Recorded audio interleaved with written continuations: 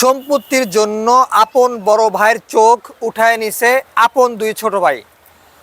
আপনি এটার বিচার কি করবেন? দুনিয়া আজ কোথায়? আপনি দেখেন প্রত্যেকটা পরিবারে বড় ভাইয়ের অবদান অবশ্যই আছে। তার ভাইকে ছোটবেলা তাকে কি একবেলা খাওয়াই দেয় নাই? এটা কি অবদান না? দিবালোকে প্রকাশ্যে ক্যামেরার সামনে আপন দুই ভাই এবং তারা সব ফ্যামিলি সব সহ সবাই মিলে ধরে চোখ হাত দিয়ে উঠায় নিছে। এর সমান কষ্ট আপনি বলেন যে আর কিছু আছে কি না?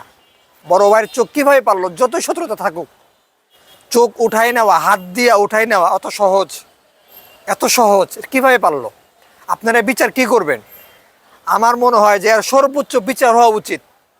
যদি প্রকাশ্যে জনগণের সামনে আমার মনে হয় যে হাত পা কুচি কুচি করে, মানে একসাথে না, ধীরে ধীরে যদি তাকে শাস্তি দেওয়া হয়, এটা হবে তার জন্য সবচেয়ে উত্তম শাস্তি। একবারে মারলে তো শেষই, তাকে ধুকে ধুকে মারতে হবে, তাকে ধুকে ধুকে শাস্তি দিতে হবে। আপনারা কি বলেন?